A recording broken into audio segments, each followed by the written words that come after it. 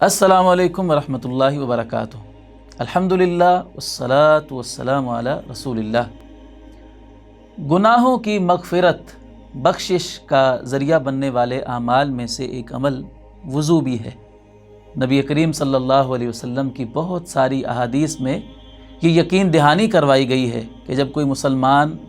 وضو کرتا ہے تو اس کے ذریعے سے اس کے گناہ مٹا دیے جاتے ہیں۔ صحیح مسلم میں حضرت عثمان بن عفان رضی اللہ عنہ سے مروی ایک حدیث ہے، انہوں نے اپنے غلام کے سامنے وضو کیا اور اس کے بعد انہیں بتایا کہ اللہ کے رسول صلی اللہ علیہ وسلم نے ارشاد فرمایا کہ جو شخص میرے اس وضو کی طرح وضو کرتا ہے تو غفر لہ ما تقدم من ذنبہ، تو اس کے پچھلے سارے گناہ بخش دیے جاتے ہیں۔ اسی طرح ایک حدیث مبارکہ جو کہ صحیح مسلم ہی میں ہے، آپ علیہ الصلوۃ والسلام نے فرمایا کہ جب کوئی مسلمان وضو کرتا ہے، وضو کے دوران جب وہ چہرہ دھوتا ہے تو چہرہ دھونے سے اس کے چہرے کے گناہ، اس کی آنکھوں سے جو اس نے گناہ کیے ہوئے ہوتے ہیں، نظر بازی کا جو گناہ ہوتا ہے، غلط چیزوں کو دیکھا ہوا ہوتا ہے، تو چہرہ دھونے سے اس کے چہرے کے گناہ دھل جاتے ہیں۔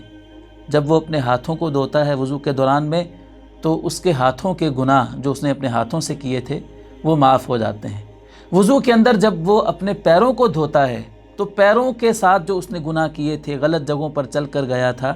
تو وضو سے اس کے پیروں کے گناہ دھل جاتے ہیں۔ اسی طرح ایک اور حدیث جو کہ صحیح مسلم ہی میں ہے، اس میں آپ علیہ الصلوۃ والسلام نے فرمایا کہ جو بندہ وضو کرتا ہے تو اس کے گناہ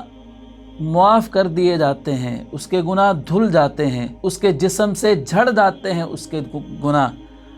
یہاں تک کہ ناخنوں کے اندر سے بھی اس کے گناہ جو ہے نا وہ دھل جاتے ہیں وضو کے ساتھ۔ تو ان ساری احادیث مبارکہ سے معلوم یہ ہوتا ہے کہ وضو گناہوں کی بخشش کا ایک ذریعہ ہے۔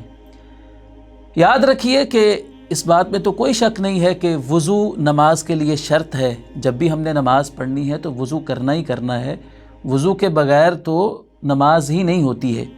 لیکن یہ جو احادیث آپ نے سماعت فرمائی جن میں وضو کو گناہوں کی بخشش کا ذریعہ بتایا گیا ہے، ان احادیث سے معلوم ہوتا ہے کہ وضو بذات خود گناہوں کی بخشش کا ذریعہ ہے۔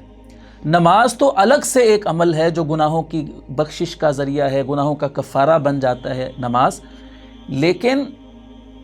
وضو بذات خود، بغیر نماز کے بذات خود وضو گناہوں کی بخشش کا ذریعہ ہے۔ تو معلوم یہ ہوا کہ ایک مسلمان کو کوشش کرنی چاہیے کہ وہ وضو کرتا ہی رہے، مطلب ہر وقت وہ باوضو رہے۔ جب بھی اس کا وضو ٹوٹا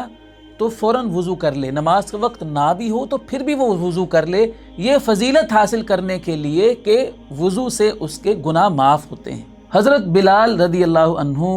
کے قدموں کی آہٹ اللہ کے رسول صلی اللہ علیہ وسلم نے جو جنت میں اپنے سے آگے سنی، تو اس کا سبب جب آپ نے حضرت بلال رضی اللہ عنہ سے پوچھا تو انہوں نے یہی بتایا تھا کہ میں دن یا رات کے کسی بھی حصے میں جب وضو کرتا ہوں تو وضو کرنے کے بعد 2 نوافل ادا کرتا ہوں۔ تو بلال رضی اللہ عنہ کا یہ معمول ہمیں اس حدیث سے معلوم ہوتا ہے کہ وہ صرف فرض نماز کے لیے ہی وضو نہیں کیا کرتے تھے، بلکہ وہ ہر وقت باوضو رہتے تھے۔ جب بھی وضو ٹوٹ جاتا تھا تو فوراً وضو کر لیا کرتے تھے اور اس کے بعد پھر وہ تحیۃ الوضو ادا کرتے تھے، وضو کی 2 نفل ادا کیا کرتے تھے۔ تو ہمیں اپنی زندگی کا معمول بنانا ہے کہ وضو کرنا ہے، ہر وقت باوضو رہنا ہے۔ جیسے ہی ہمیں معلوم ہو کہ وضو ٹوٹا ہے تو وضو کر لیں، اس کے ذریعے سے ہمارے گناہ بھی معاف ہوں گے اور ہم ہر وقت طہارت اور پاکیزگی کی حالت میں رہیں گے۔ ہم قرآن کی تلاوت کر سکتے ہیں، ذکر اذکار کر سکتے ہیں، نوافل ادا کر سکتے ہیں، اور اللہ تعالیٰ کے ہاں ہمارا شمار وہ پاکیزہ لوگوں میں ہوگا، اس لیے کہ اللہ تعالیٰ صاف ستھرے لوگوں کو، پاکیزہ لوگوں کو اللہ تعالیٰ پسند فرماتا ہے۔ ان اللہ یحب التوابین ویحب المتطہرین، اللہ تعالیٰ کو توبہ کرنے والے لوگ بھی پسند ہیں اور طہارت کا اہتمام کرنے والے لوگ بھی اللہ تعالیٰ کو پسند ہیں۔ تو ہم نے بھی ہمیشہ باوضو رہنا ہے تاکہ ہم اللہ کے پسندیدہ لوگوں میں شامل ہو جائیں۔